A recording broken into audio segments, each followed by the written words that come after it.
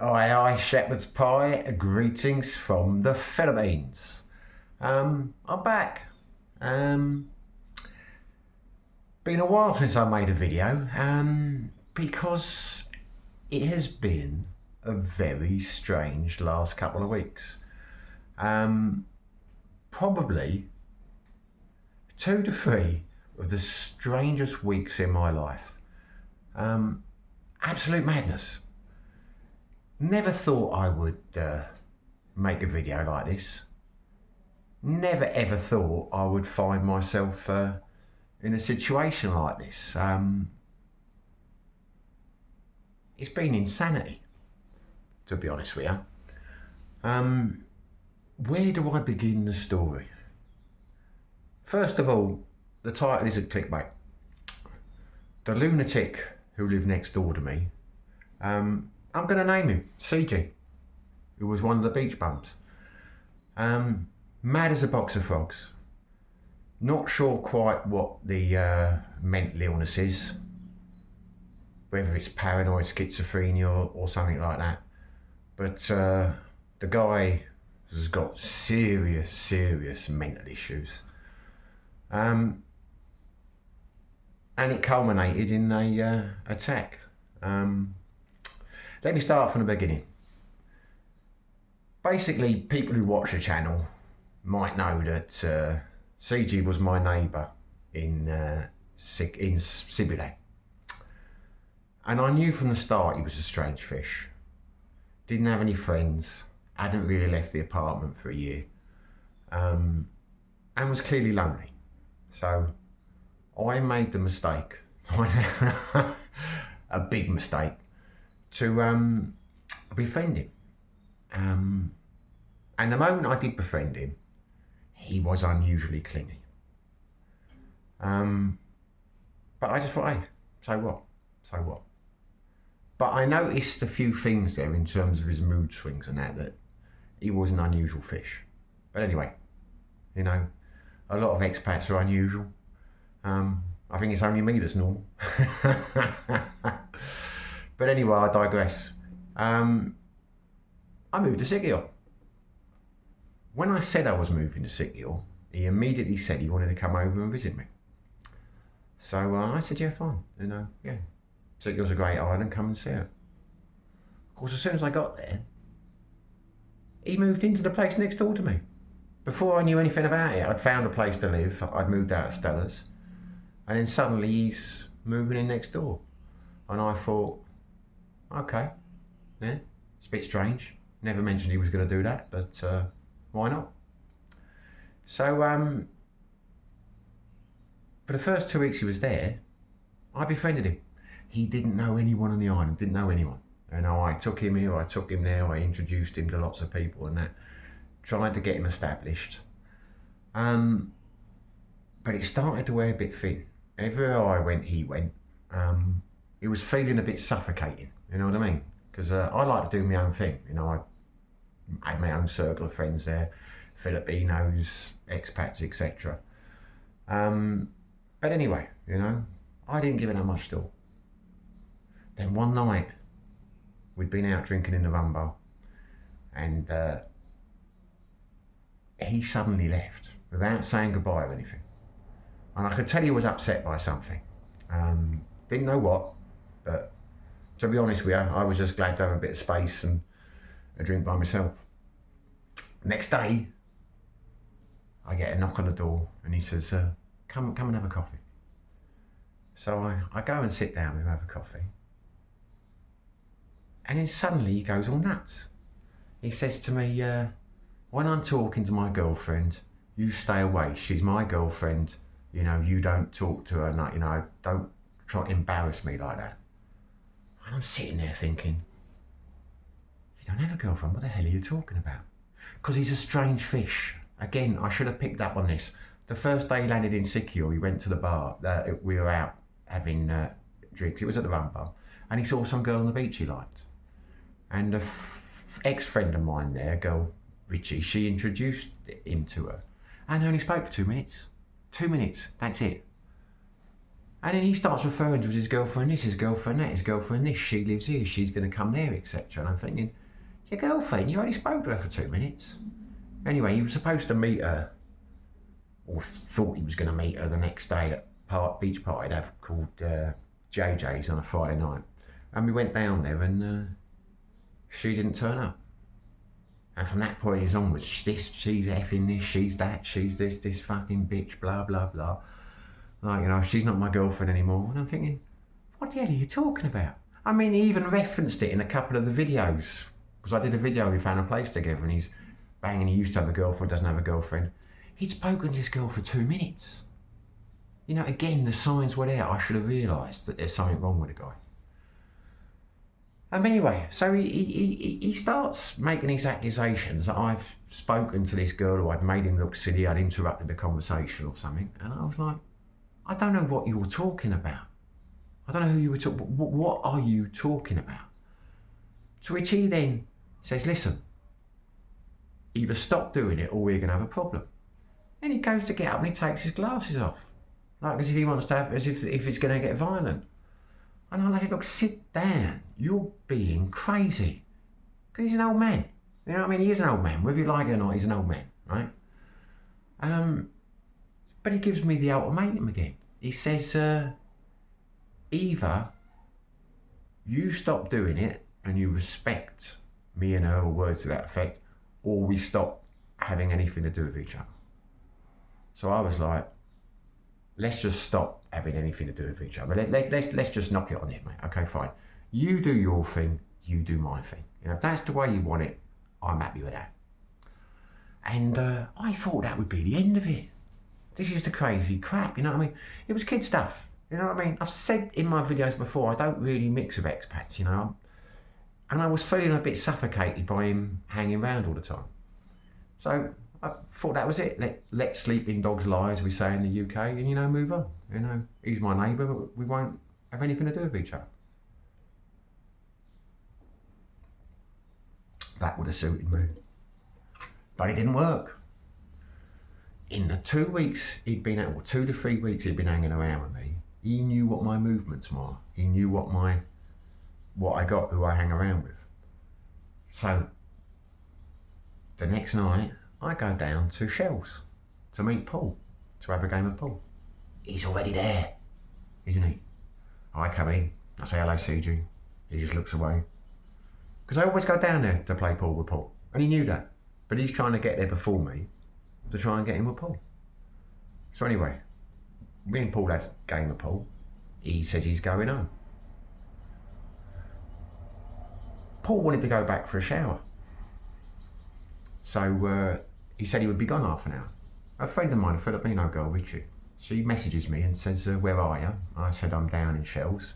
It's the killer pool night, I'm playing pool. So she says, why don't you come and have a drink in the rum bar?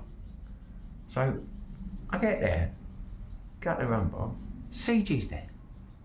And he sat there, and she sat there. So I take the seat next to him, and I talk to someone I know. I go over, I turn around and talk to her. He starts rocking up and down in between, so I can't speak to them. Now, she's laughing at this, and a few other people are laughing at this. And I'm thinking, this is a bit nuts. So anyway, I finished my drink, and I went back to play pool in Shells. The next day, the lunatic's knocking at my door, knocking on my thing, saying, stay away from my friends, stop going, stay away from my friends, get off the island. No one wants you on this island. I'm like, what the hell is your problem? I said, look, just fuck off, you loser. And he said to me, this is interesting, he said, losers are useful. You're just a narcissist, or words to that effect. And I'm thinking, all right, fine, goodbye. Close the door. The next night, I go out again. I go to the rum bar. He's there with a couple of Filipinos I know. He's chatting with them. As soon as I come to sit down, he starts his rocking up and down, and he's giving it this. And at that point, I thought, I've had enough of this. Because what I didn't want to do is I didn't want to put people in a position where they're feeling uncomfortable. because I'd had some people say to me during the day, like, you know, what's going on with you and CG, what's this and all that. And I'm saying the bloke's crazy. The bloke's insane. There is no problem with me and CG. He just imagines stuff. The guy's a lunatic. And again, this is the funny part, which I'm telling you, this is the lunacy of the guy. I was in the RAF police for 9 years. All right? I served in the Air Force for 9 years. Now that's the truth. I joined in June 90, I left in June 99. My service number was 084152234. Why would I make that up? If I was going to be a fantasist, I would say I was in the SAS or I was a Navy SEAL. No one makes up being in the RAF police. And as I said, well, I never saw the action. You know, I did a couple of tours of the Middle East, that's about it. The rest of my time I was in the UK. You know, nothing glamorous. You know, it's insanity anyway. When I knew him in Sibilan, he'd never had any military service. Never had any military service. And this is the reason why, when you get to the end of the video, if you've watched long enough, you'll understand why I'm telling you this. He's suddenly in the bar, this is when we were like, you know, talking, still hanging around. And he starts talking about, I was talking to someone about parachuting. And then he leant over, I could hear him saying to someone else like that, you know, that he was a parachuter and I didn't know what I'm talking about. And I leant over to him and said, what do you mean I don't know what I'm talking about? I never said I did. Have you parachuted then? And he says, yeah, I parachuted when I was in the Canadian Army. I was like, you were in the Canadian Army? I didn't know that. He said, yeah. I said, how long were you in for? He said, 4 years. And I'm like thinking, well, you never mentioned that to me before, and you never mentioned it in the video I did about your life story. But I didn't want to like make him look a liar. So I just kind of said, I said, how many jumps have you done then when you were in the army? He said, 100. So I'm sitting there thinking, you did 100 jumps in 4 years. I was like, why? And he said, because that was the job. I'm like, but what job in the military does 100? I mean, that's a jump every 4 days. I mean, who does that? I mean, if you're in a parachute regiment, you might do, I don't know, 30, 40 jumps in your career. You're not going to jump every, I mean, who the hell does that? So in his basic training, you know, so anyway, he had suddenly been in the military and he'd suddenly done 100 jumps, which anyone who knows about the military is impossible. No one would do 100 jumps in 4 years. I mean, it's just absolute lunacy. But I let it go. You know, I wasn't particularly, you know, bothered about it. But a few days later, again, we're in the rumba. Most of his bullshit seems to have come out in the rumba because he was trying to get in with, like, you know, the Filipinos there or whatever. And I could hear him telling them crap, you know, military crap. But I was letting it go. Doesn't matter. You meet a lot of expats who talk crap, you know, just basically. I met a guy the other night in one of the bars down here who was special forces. Amazing how many special forces expats you meet. But anyway, he's talking about when he was in Afghanistan and either these black alligators or these black crocodiles, that when you were marching, you had to jump over them. Now, bear in mind, a few days ago, he'd been in, it was his national service or something these 4 years. But now he's in Afghanistan. And I thought, I can't let this one go. So I was like, when were you in Afghanistan? He says, 1996. Because I'm sitting thinking, I left the Air Force in 1999. And I don't think we went into Afghanistan in 2006 or 2000. When was 9/11? Anyway, it wasn't until long after I came out of the Air Force. So I'm thinking, he's older than me, he's 10 years older than me. What dates are we talking about now? So he says 1996. And I said, there were no Canadian troops in 1996 in Afghanistan.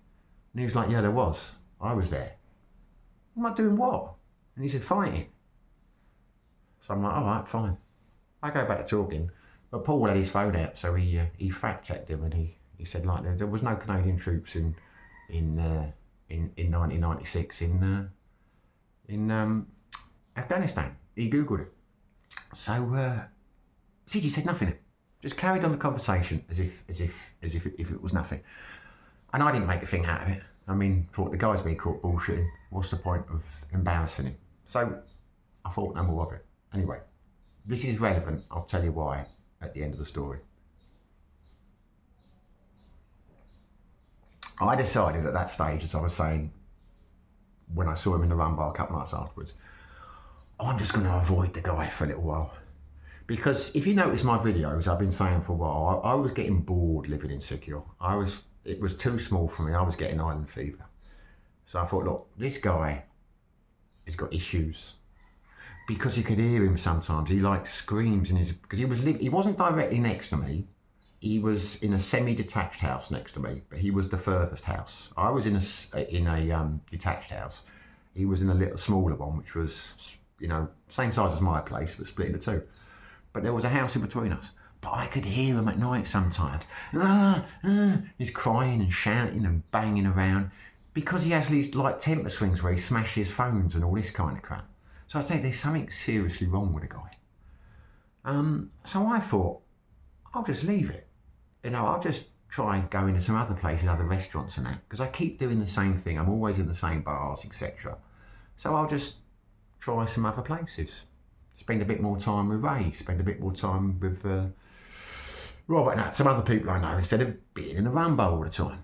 Give him a bit of space. It doesn't put the people like the staff next. I didn't like, when we were in there together, people could tell there was tension.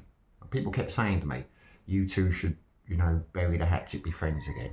And I was trying to say to him, there is no burying the hatchet here. If I'd had a falling out with people, sometimes you have arguments. The next day you can go and shake hands and, you know. But I knew he was a serious issue. There was no, you know, making up to do on this one. It was a real problem. And I didn't know what to do, to be honest with you. So I thought I'll give him some space. So I started going to other places and things. And I managed to avoid him for a while. I mean, for a week, I was just going, you know, to other bits and bobs. But a couple of times I went into the run bar, I see him, he arrived, and he had gone out of his way. To everyone I knew, he was buying towers and drinks and that, and he'd come in and they'll proper rip you off in that place. And I found this out. I mean, as you'll say in the next video, because I'm probably going to split this into two, he actually did me a favour. He taught me a good lesson about life in the Philippines. So this all sounds strange, but I'm actually very grateful to CG for how things worked out. And I'm not just saying that, I'll explain why, because I had made a few mistakes here, which I didn't realise were mistakes. And if what happened hadn't happened with CG, I wouldn't have realised they were mistakes. So he really has done me a favour. But anyway, this went on. Whenever I saw him out, he'd be like this, looking over, and he's always looking to see if I'm watching, that he's got friends and he's with the people I know and all that. I'm sitting there in the bar or restaurant just thinking, you know, you're nuts, mate. I don't really care about you. So why the hell do you care about me? Why are you trying to?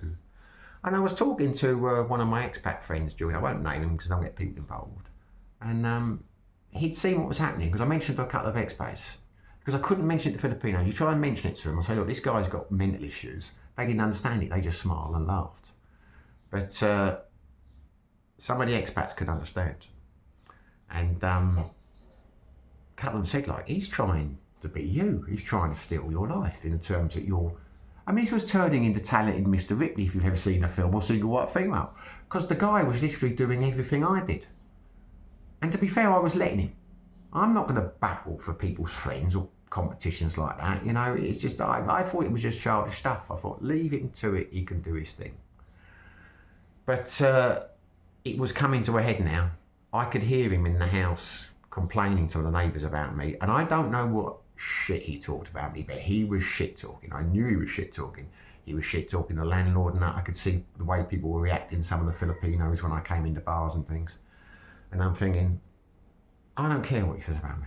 I'm not bothered, this is kid stuff. You know, he's obviously saying things like, I'm not going to go to the landlord and say, oh, CG's a liar and all that. You know, I'm 52. I mean, he's 65.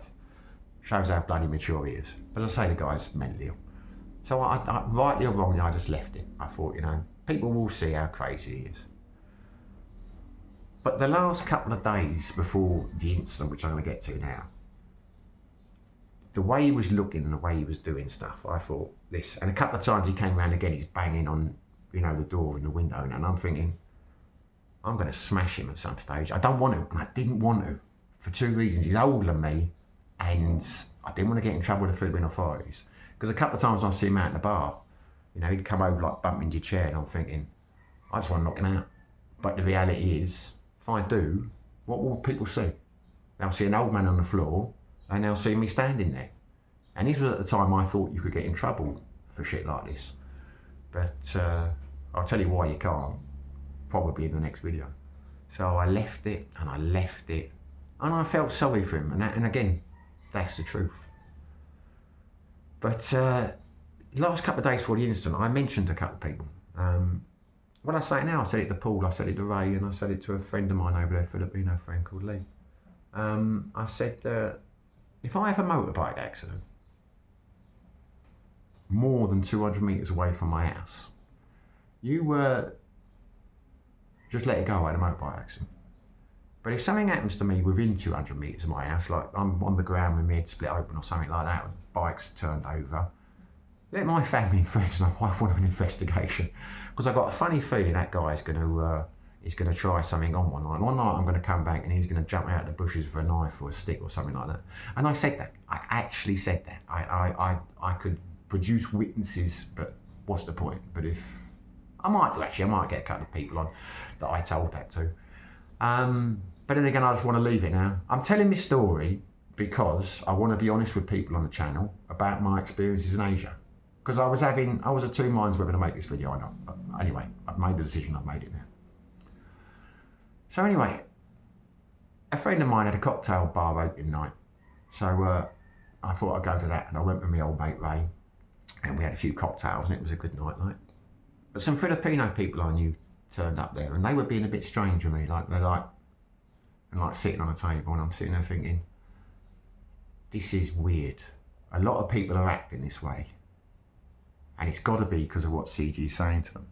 And I mentioned that to a couple of expat friends, and they're like, well, don't worry about what he's saying. You've been their friends a lot longer than they won't believe him. They know who you are. No one's going to believe the shit he's saying. What's he saying about you?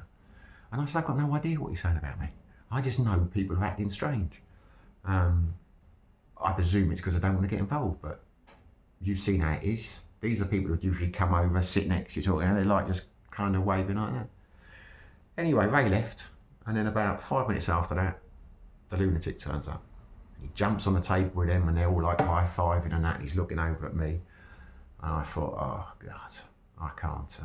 But then he leans over and starts saying, what's that fucking loser doing there, that loser? So I thought, right, that's it. He can have his time with him. I'm going somewhere else. So I went down to Rumbar, because I'd messaged a couple of friends and they were down there. Within about 10 minutes of me getting there, he arrives. And as soon as he arrives, he starts jumping around me, saying to me, a loser, loser, loser. So I'm thinking, this is getting strange. But I see a guy who was sat down on the table, and he was looking at me, and I thought he'd seen what was happening, but he said hello. He said, I'm a subscriber to your channel. His name was Will, so I got talking to him, nice guy. And a friend of mine, Robert, has got a YouTube channel. I've interviewed him as well. He came in, and there was another guy who's just moved to the island, and a Canadian girl called Eve, who happened to be a psychotherapist, funnily enough. Anyway, I was sitting with them on the beach, and we were talking. And again, I wasn't even talking about what was going on, because it's not my style to make a fuss about these things. It's not my style. But she turns around, because we're sitting on the beach, and said, what's that guy doing up there? She says, there's a guy keeps looking over, keeps dancing around and looking over. And I turn around, of course it's him. I said, oh, don't, he's a nutcase. Anyway, I tell him the story. And then she's like, yeah, I can see he's crazy. He keeps looking over, looking at you. He's constantly looking out to see what you're doing. I'm like, just ignore him. And I told him the story. And she says he sounds dangerous. He's like, you know, this is serious. You've got a serious problem here. I says, I'm starting to think that. But I've mentioned it to a couple of Filipinos, because they're saying, what's the problem? I said, I don't know what to do in a situation like this. I know what I would do in the UK, but you're in a foreign land, you're in a foreign country. You know, I've spoken to it about a couple of expats. They understand the problem. But the Filipinos don't seem to get it. They seem to think we've just had a falling out and we should shake hands. But anyway, then I go to the toilet. As soon as I go to the toilet, he's jumping out in my face, loser, loser, loser. And I'm getting wound up now. I'm getting wound up. So I go down to the toilet, come back out again. He jumps up again in my face and he's dancing, because everyone's dancing on a dance floor. I don't think they could necessarily see what's going on. But the funny thing is, a couple of the cashier girls I know, I don't want to get involved, I won't say their names, but they saw what happened because they told a friend of mine. So I go down to the thing and I say, look, I've had about as much as I can take of this guy. This is driving me to breaking point. Anyway, we had a couple more drinks, we had a chat, and I had to go to the toilet again. As soon as I go to the toilet, he jumps in front of me, and at this point I said, listen, if you keep doing that, you're going to get a reaction. And I don't think he necessarily heard what I was saying, because he's just shouting, loser, loser, loser. So again, I ignored him. Go into the toilet. When I come out, he comes running in front of me saying, loser, loser, loser. And I said, that's your last warning. And when I said that, he raised his hand, and I thought he was going to punch me. So I just nutted him. He went flying back. I didn't do anything else. I nutted him because I thought he was going to hit me. And of course, he's like, ugh. As soon as a couple of Filipinos get involved, he's suddenly like this, blah, blah. And I just like, oh, fuck off. Went downstairs, had a drink. A couple of Filipinos came over like, what's going on? I said, look, that guy is crazy. I've been telling you this for the last couple of weeks, because these were people I'd spoken to about it. You know, he's just attacked me coming out the toilets. I said, I want no part of this. I want nothing to do with him. And, you know, I'm not the one in the wrong here.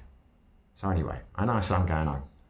But Robert, and he said, no, sit down, just relax, calm down. I think he's going now. You did the right thing, you know, you've done nothing. And in my mind, I did do the right thing.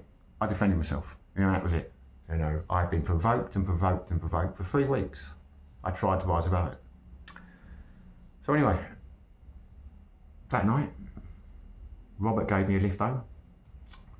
We pull up outside my house on the road. CG's there with a piece of wood, with like big piece of wood which had nails protruding from it. I didn't realise it had nails protruding at the moment. And he's in the middle of the road and he's like, now Simon, it's time for you to die. So I'm thinking, I've had enough of this. I have had enough of this. So I took my glasses off, got out of the car, went towards him, said, look, this shit stops. You've got to calm down. You've got to see that. And as I'm saying it to him, he whacks me around the head. And he caught me on the head, and he caught me on the head. I think he hit me 3 times. And I was dazed. So I went down. And as I was down, he hit me again on the shoulder. Unbeknown to me, because it's had nails in it, he'd cut the top of my ear off. It's been stitched back on now, but there you go. Now at this point I'm furious. So like I got to my feet, managed to get to my feet, we had a tussle. I got my thumb in his eye and he dropped the stick and I threw him onto the floor. He goes to get up and I just started like throwing punches at him. But in the back of my mind, I had it in my mind. He's an old man, you know, and I was a bit drunk, so I didn't really feel the damage he'd done to me. I was just dazed. But as soon as I got the stick off him, as soon as I was on top of him, he didn't want to know, so he breaks free and he just runs up to his house and he locks himself in the door. Now, Robert Kemp was a witness to this. I mean, he saw the whole thing. He's got on his channel. I might get him on. And Robert straight away, we got to get this guy off the island. I saw that he just tried to kill you. And I'm like, you know, I was in a state of shock, to be honest with you, because I wasn't expecting that. You know what I mean? And he got me 2 or 3 good whacks. Well, it was at least 3. You know, around the head before I even knew what was happening. But he's an old man. He's a drunk old fool. I mean, even me, and I was intoxicated, caught by surprise with a piece of wood with nails in it. He couldn't do the job. I mean, that's the mark of the man. And the reason I'm saying that's the mark of the man is I'll tell you in a minute what he'd been saying about me. But anyway, he locks himself in the house. Because I can hear the door like shutting out, because he goes running up the hill and locks himself in. And I went back and I made a YouTube video straight away, because I wasn't sure how this was going to end. I thought he might come round again, and if he comes round again, he's going to get it, you know. And I didn't want to be blamed for it, you know, whatever. So all this time I'm thinking, I want to cause as much little trouble as possible. The last thing I want to do is get deported because of what they will perceive as a tit for tat. But it wasn't a tit for tat. The guy's mentally ill. The whole falling out was in his brains, you know. And all I can hear him next door is screaming, motherfucker, and he's smashing things about and that round the thing. So anyway, I made a YouTube video basically saying, look, this is a record, what's happened. Not a YouTube video, I filmed it. And I uploaded it to Facebook to say to people, look, I've just been assaulted, this is it. You know, if something happens tonight, this is what's happened. I've just been attacked, blah, blah, blah. Here's a record of what actually happens. Because I didn't know how things were going to pan out that night. Now, what I will do is, because I want this video to be monetized, I don't want to, you know, risk, you know, too much violence in the thing. So what I will put is a link to, I'll put the video on my Speaking of Asia Facebook page. So if you want to see the old ear hanging off and that, and the blood and the gore, then you can go and watch the link there. Yeah, that was that. He never came round. The next day, word had got round, so a couple of people came to see if I was okay. A guy I know who's a Filipino nurse. He came over because he lives across the road and looked at the ear and said, you need to have it stitched back up, because if you don't have it done in a certain amount of time, you'll lose the ear. You need to have it stitched back on. So he was kind enough to give me a lift to the hospital. CG disappeared then. Don't know what happened to him. Didn't see his bike outside for a few days. He kind of went for ground. Whether he thought I was going to go after him or whether he thought I was going to go to the police and he was going to get nicked or whatever, I don't know. But he disappeared. And that was that as far as I was concerned. The reason I say about this, because I didn't want to go to the police. A lot of expats were saying to me, go to the police, you've got to report him, he's crazy. And I was thinking, well, it's not really my style. I know I said I was going to do it in the video, but I'm also thinking, I don't want to get in trouble for this, because I'm thinking, if he turns around and says that I headbutted him in the bar, they might not believe it's self-defence. They might just turn around to the police and say, look, let's kick them both off. And I didn't want that, because I've got ties here now in the Philippines, you know what I mean? It's like, I just didn't want to cause any trouble. But I'm thinking about what to do. And I had like a week, I'm thinking every day, I'm thinking, is that lunatic going to try and, you know, come after me again? I think, I don't want to live like this. But anyway, the reason I'm saying about this stick is I'm talking to a friend a couple of days later. And the reason I'm talking about the RF police, wonderful woman lives over there, Lee. She's got a nice restaurant bar. She's telling me that he's been telling everyone that he was a colonel in the Special Forces. A colonel in the Special Forces. I don't know which Special Forces. I think it was the SAS. How a Canadian would be a colonel in the Special Air Service in the UK is beyond me. But he was a colonel in the Special Forces.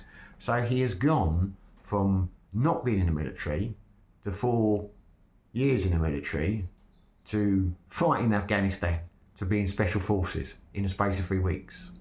And the reason that we had the fight in the rum bar was because I have never been in the forces, and he had outed me, and I was guilty of stolen valour. So you sit there and you think, how nuts is this? Who the hell steals valour pretending to be in the RF police? You know what I mean? But some of the Filipinos must have believed him. Now, I don't know what else he was saying about me, but that explains why some of the reactions, you know, I'm sitting there to this day, and I don't really care what he was saying about me. But I'm just saying, this is a Special Forces colonel who comes after me with a stick with 2 nails in it and can't do the job. Surely if he's Special Forces colonel, wouldn't he have come out with, like, you know, some grot me from a tree, or, you know, I don't know, he's got some like crossbow with a laser, you know what I mean? Absolute nonsense. The guy's a total fantasist. Yeah, I can't believe it, you know. And these are Filipinos that are telling other Filipinos that, and they call him the colonel now. I mean, have you ever heard it so ridiculous in your life? You just couldn't script it. So anyway, I am going to finish the video now. because I'm going to make this 2 parts, because there was some follow-up after that in terms of what happened next, and the lessons I've learned. But if I do the whole thing, it's going to be like an hour and a half. No one wants to do that. So I'll end this video with the madness of CG and the assault, and then in the next video I'll talk you about the repercussions and the lessons I've learned, and what the future holds now. But yeah, crazy. Never thought this would happen to me. You are basically talking about a stalker. I mean, this guy followed me from Sibyland to Sikio, moves from next door to next door, tries to reinvent himself in my image, and that's the only way you can put it. And I've had several people say that, like, he is trying to be, and he was. Basically went out with the intention of stealing my friends. And to be honest, I'll say that he got most of them, which I'm very happy about, because I know now they're not real friends. Couldn't get the expat friends, couldn't get the people who are a bit wiser, and couldn't get a few of the sensible, more switched on Filipinos. But all the younger ones, and them ones, yeah, they've fallen for it hook, line and sinker. And he's welcome to them. But I'll talk about it in the next video. But yeah, I mean, it's farcical. Guy's never been in the military, tries to become me, creates this life for himself, stalks me, and then tries to kill me. I know, listen, it was attempted murder in the sense that that's what he was trying to do. Couldn't do it. I mean, the results of what happened with my ear in the UK, that would probably be grievous bodily harm, because you couldn't really kill someone with a stick like that. I'm dead lucky that he didn't get me in the eye. I mean, when he was wheeling the stick, I mean, I was covering up. I mean, it's gone now, but I had a few cuts on my arms and that, because I'm like, come in here, because he's hit me with a stick. But he got me a right good whack there, so he took the top of my ear off, had to be stitched back on again. And he got me like a strike in the shoulder and the head ones, but he didn't do much damage, you know, because he was drunk, and he wasn't drunk, so I didn't feel it, and the stick was light. But one of those screws had gone in my eyes, or something like that, the nails, I could have been blinded, you know what I mean? But that's the mark to me. He's mentally ill, and he's a coward. I mean, that's the reality of it. He's a coward. Anyway, it is what it is. I hope you enjoyed the story. It's a story I never thought I'd tell. Never thought I'd be in this position. Stalked. I mean, that's basically it. It's I wasn't going to mention him by name. And I thought I won't mention where I'm living now, but I will. I'm not gonna. Yeah. Anyway, I'll go through this a bit more in the next story, but or the next part of this. But anyway, we'll end it there for now. Part 2 will be out in a couple of days. But that's why I haven't posted any videos for a week, because people are asking when's the next video. I've had a lot of shit to sort out. I've had a lot going on in my life, as I've just explained. But onwards and upwards, it's all better now. If you enjoyed the video, hit the like button. If you haven't subscribed to the channel, please subscribe. It'll make me very happy. Whatever you're doing, stay safe, be lucky.